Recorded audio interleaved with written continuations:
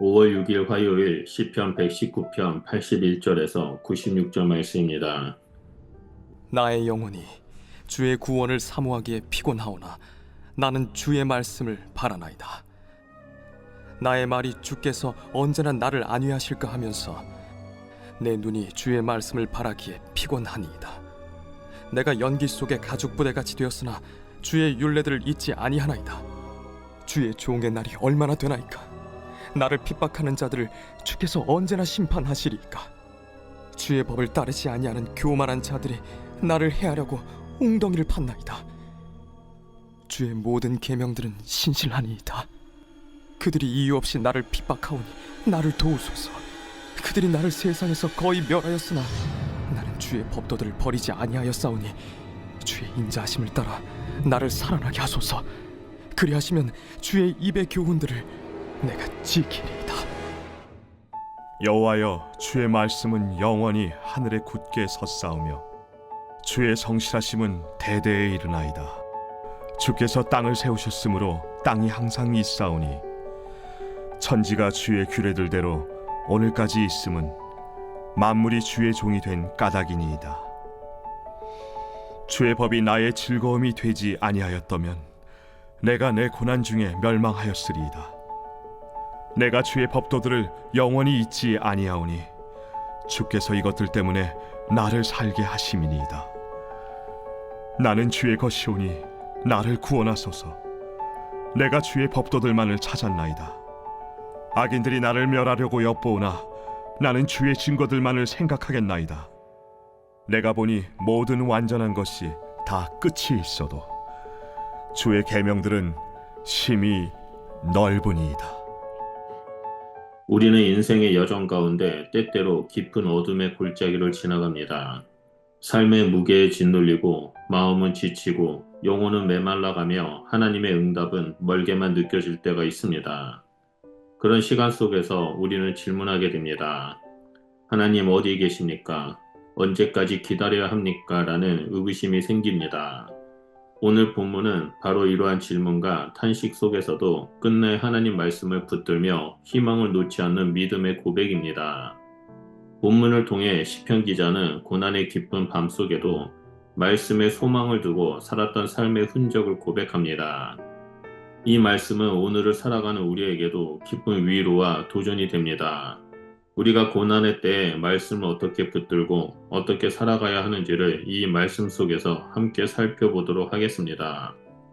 먼저 첫 번째로 81절에서 84절을 보면 고난 중에 탄식하며 기다리는 심령에 대해서 볼 수 있습니다. 시인은 자신의 영혼이 하나님의 구원을 사모하느라 지쳐있음을 고백합니다. 그 기다림은 단순한 인내가 아니라 전 존재가 소진될 정도로 절실한 갈망입니다. 그는 눈이 말씀을 바라보다가 흐려질 정도로 오랫동안 하나님의 응답을 기다렸다고 고백하며 그 기다림 속에서 자신의 삶이 마치 연기 속의 가죽 부대처럼 메말라감을 느낍니다. 그러나 그럼에도 불구하고 그는 하나님의 율례를 잊지 않는다고 고백하며 여전히 말씀을 붙들고 있습니다. 그는 하나님께 언제 자신을 심판하시고 억압하는 자들에 대한 정의를 실행하실지 묻습니다. 이와 같은 탄식은 체념이 아니라 하나님의 공의와 구원을 신뢰하는 신앙 안에서 드러나는 정직한 호소입니다. 둘째로 85절에서 88절을 보면 말씀은 고난 중에도 꺼지지 않는 등불이라고 나옵니다. 교만한 자들이 시인을 해치기 위해 함정을 파놓고 율법을 따르지 않으려는 태도를 보이지만 시인은 그런 상황 속에서도 하나님의 계명은 여전히 신실하다라고 고백합니다.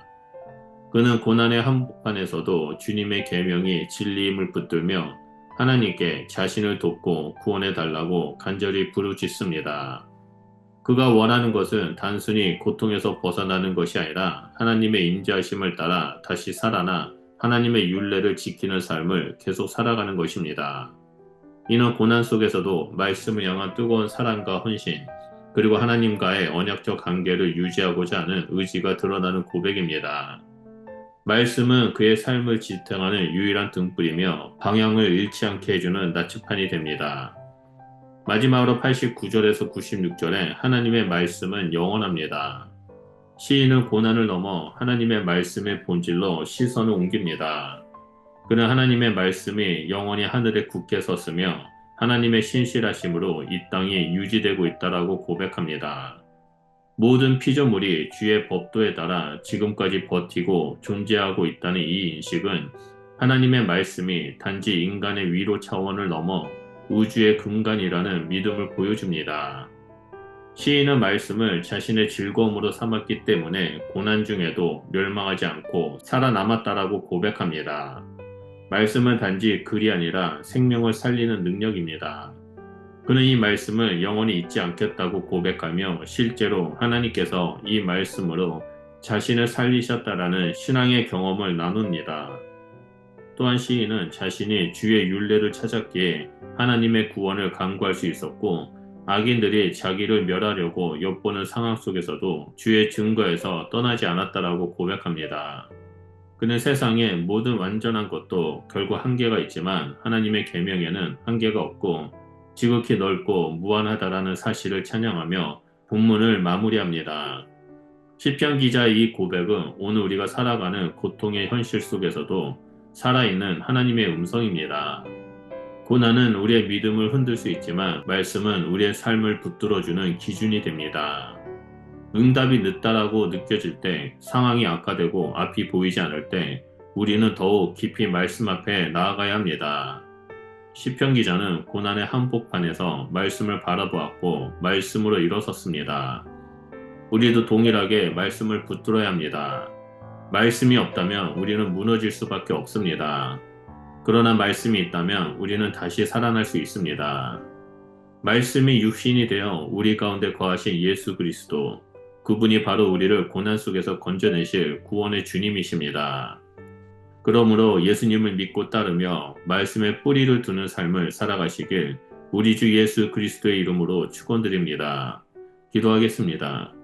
말씀으로 우리를 붙들어 주신 주님, 고난 중에도 흔들리지 않고 주님의 계명을 바라보게 하여 주시옵소서. 지쳐 눈이 흐려질 때에도, 마음이 메말라 갈 때에도 주의 말씀을 즐거움으로 삼고 소망으로 삼게 하여 주시옵소서. 주의 말씀은 우리를 다시 살리시는 생명의 힘임을 믿습니다. 오늘도 그 말씀에 따라 걷게 하여 주시옵소서. 예수 그리스도 이름으로 기도드립니다. 아멘.